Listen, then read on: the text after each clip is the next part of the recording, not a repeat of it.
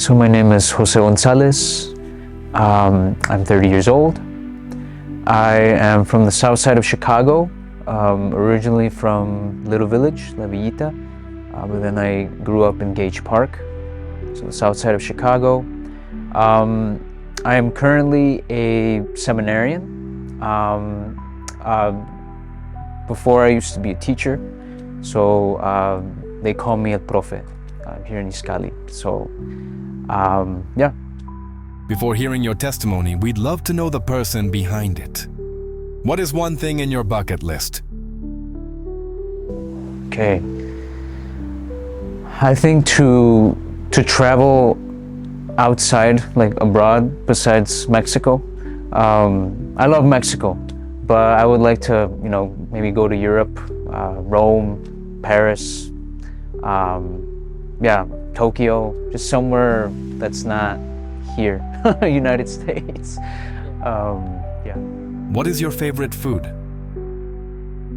Oh man, that's even harder. So I think my all-time favorite food is enchiladas, the red ones. Those are my favorite, all time. Who is your favorite saint? Man, it's a tie between Saint Joseph and Saint Francis of Assisi. Saint Joseph because, well, we share the same name, and also he is the foster father of Jesus, so I feel like he had a really important role to take care of, the Son of God, to help form him into the person that he is.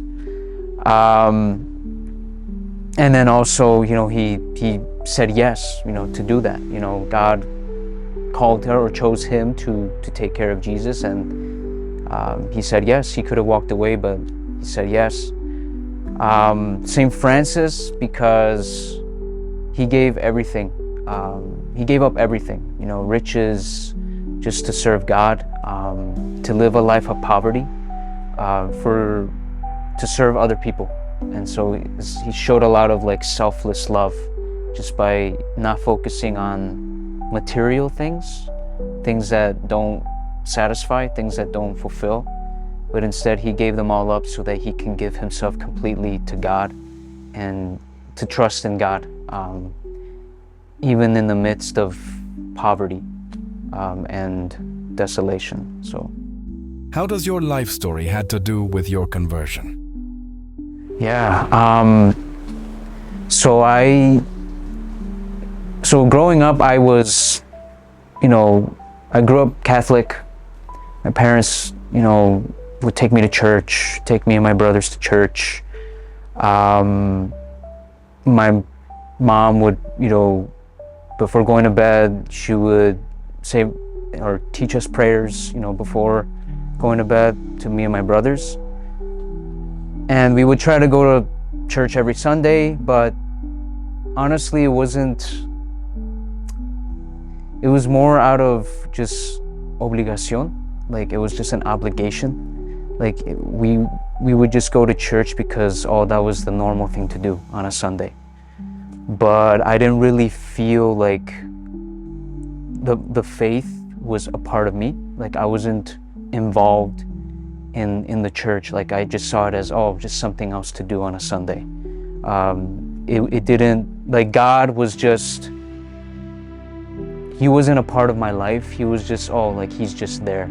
And I didn't really have a relationship with him. I knew of God, but I didn't know him personally. And so I would go to church every Sunday and just honestly, just think it's a waste of time as a kid. And I thought it was boring. I thought going to Mass was boring. And so I grew up just seeing religion and going to church as something that wasn't important, that it was just a waste of time. So it wasn't relevant to my life. And, growing up, my parents, they were there, they were present, but they didn't really, express the love that I wanted. I guess I growing up, I didn't feel loved. Like, I knew that my parents loved me in a way, but I just felt like they didn't express it, or they didn't show it as the way I wanted. And so, yeah, I just felt like I was lonely, like unloved. And then two of my brothers that I've mentioned, they both have special needs. And so I didn't grow up with a typical like sibling relationship with them. You know, how normal people have a relationship with their siblings, like their sister or their brother. I didn't have that, because my brothers, like their condition, it limited their communication. And so my relationship with them was pretty distant. You know, they would do their own thing, and, you know, I would just be doing my own thing as well. And my mom would, you know, spend a lot of time taking care of them, taking care of us, but more them, because, you know, they needed more attention. And my dad, you know, he was very busy, like he worked a lot. And so I felt like I wasn't, like, not that I was ignored, but I wasn't given enough attention. And so I craved that. I craved love, I craved attention. And so I grew up very kind of like reserved, just because I didn't know how to express that, you know, because growing up, you know, in a Hispanic household, you know, especially like your dad, most dads are, you know, in a Hispanic household, they're very machista, like they're very, their idea, or their mentality is, oh, like, you can't show emotion because that shows weakness. And so my dad had that mentality, and he would tell me like, oh, like, men don't cry and all that. And so growing up with that, it was really hard for me to express like my needs. And so what happened was I kept it to myself a lot. And so I was very reserved, very shy, because I didn't want to express my emotions to anyone, even to my own parents. And so then, again, I craved love. Like, I wanted to be loved. I wanted to feel that love from my parents. And yeah. And it wasn't until I lived my confirmation retreat that I had an encounter with God. So growing up, I mean, I would go to, you know, catechism classes, catecismo, because, you know, my mom would force me to go and force me to do that. And I don't remember anything from my catechism classes, but the one thing that I do remember is that confirmation retreat that I mentioned, there was a dinámica, like an exercise that they had us do. I don't remember much of it, but the one thing I remember is that they asked us, the person who was leading it asked us to think about Jesus, or to think about God, and to imagine God, and to imagine God telling you that He loves you. And going through that exercise and just imagining God, how I imagined God at that time, imagined a person, like a God who tells me that He loves me, that impacted me. Because for the first time, I found out that God is a God of love. And like I said, I knew of God, but I never knew Him personally. And so to learn that God is a God of love, that He is love itself, He is the definition of love, that really impacted me. And so, yeah, that left a mark on me, and it gave me like a curiosity of who God is. And so after that retreat, I started learning more about God. I had this curiosity about the Bible, prayer, and actually, so shortly after I did my confirmation, my family left the church. They left the Catholic Church, and they started going to a Christian church. And so I was young, I was still underage, I was 14 at the time, and so I didn't really have a choice. I had to follow wherever my parents went. And so I went to this Christian church for 11 years. And in this church, I learned more about having a personal relationship with Jesus. I learned about the Bible, how to read the Bible and how to pray. And yeah, so then I got really involved with the church, different ministries. I was part of their praise and worship because they were really big on praise and worship. I was a Sunday school teacher, and so I was really involved there. And so I had an opportunity to just immerse myself in that church and to get for my faith to grow strong. Fast forward to 2019. I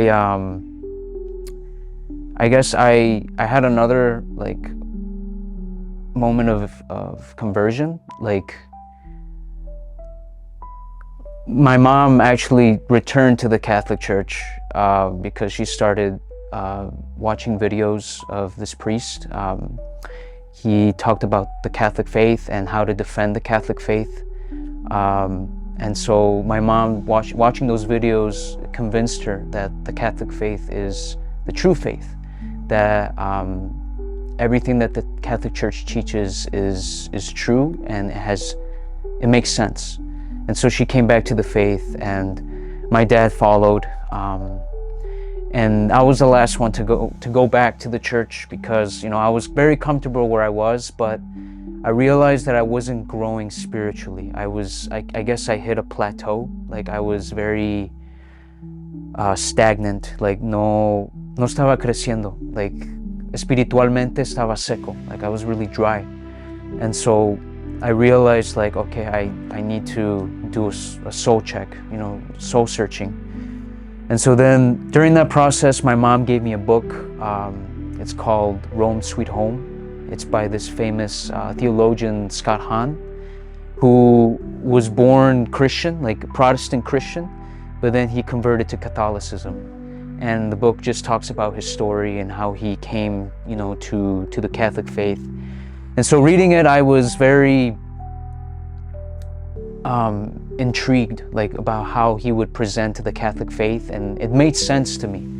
And so, long story short, I came back to the faith through that book, and also just learning about the faith. I would go on YouTube and just like search videos about, you know, Catholicism, and it really helped me to realize, okay, like, the Catholic faith is like, it's a beautiful faith.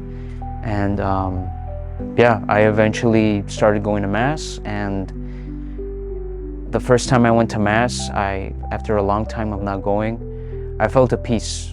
I felt a peace that I couldn't really describe at the moment. But there was a moment where I was like, I felt like I was at home when I was at that Mass. Like, there was something that was missing, like, the years prior. But being at that Mass, like, I just felt like something that was missing, like, I was encountering through the Eucharist, through Jesus, the real presence of Jesus, something that wasn't there when I was a Christian, evangelical Christian. What life event or experience encouraged you to find God? When I returned to the Catholic faith, I wanted to, I guess, live my faith in community, because before that, I guess I was trying to live my faith, but on my own. So just like, I felt like, oh, like, all I have to do is read my Bible, or go to church, or pray, like, and I'll be good. But I was missing that component of community. Like, I didn't have other people around me where I can, like, talk to them about what's going on inside me, like, spiritually. And so when I came back to the Catholic faith, I was looking for churches in the Cicero area, and I stumbled upon a parish in Cicero, And I looked up on their website, and I was searching through their website, and I saw that they had a section called Iskali. And I didn't know what Iskali was, and so I was curious about what that was, and so they had the contact information of the coordinator at the time, and so I called them up, I contacted them, and they told me what Iskali was, and so then because I was hungry for community, like growing with other people in the faith, like I decided to join Iskali, that community. No one invited me. Like I'm an introvert. Like I'm the type of person that doesn't like take risks. Like I'm very like, oh, like I'll take the option that's more comfortable for me. Like, and so me venturing out and going to a community where I didn't know anyone, like for me that was kind of like something that I usually don't do. And so I was part of that community, and I grew, and I started getting involved in the parish because the Iskali community there was very involved with the parish. And so I had the opportunity to be part of their apparitions play with Juan Diego and La Virgen, and I was given the role of Juan Diego.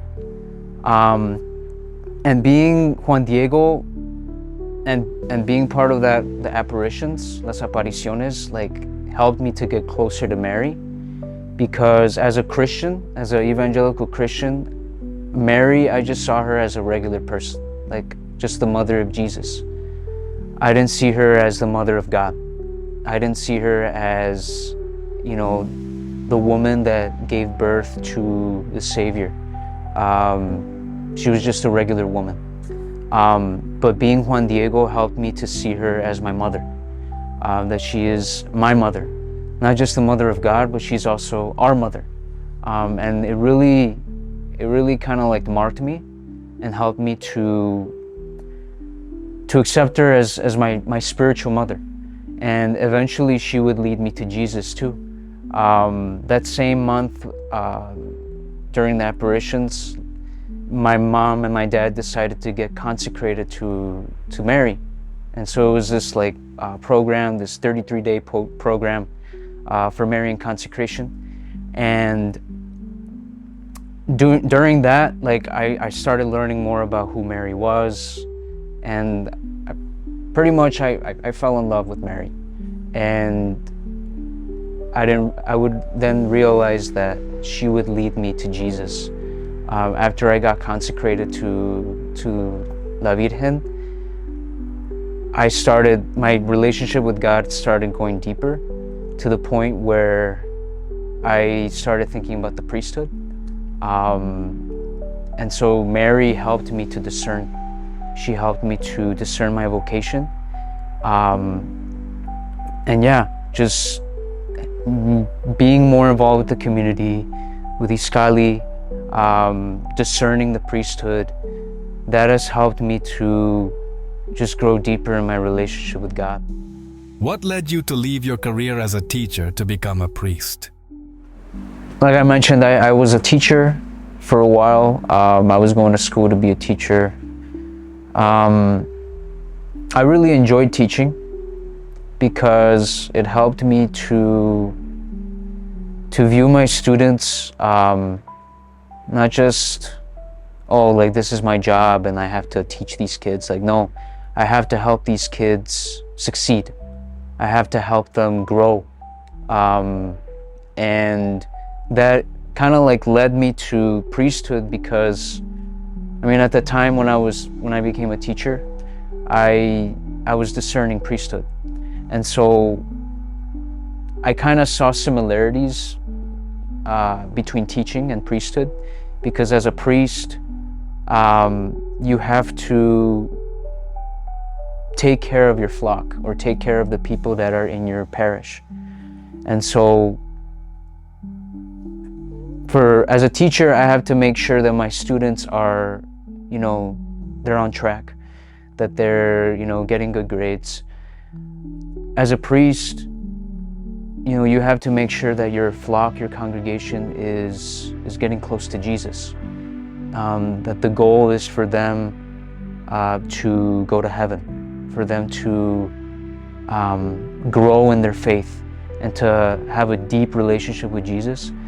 And so what I experienced growing up in those moments of conversion, I want that for everyone. Like, I want people to experience Jesus, because to experience God, because it changed my life.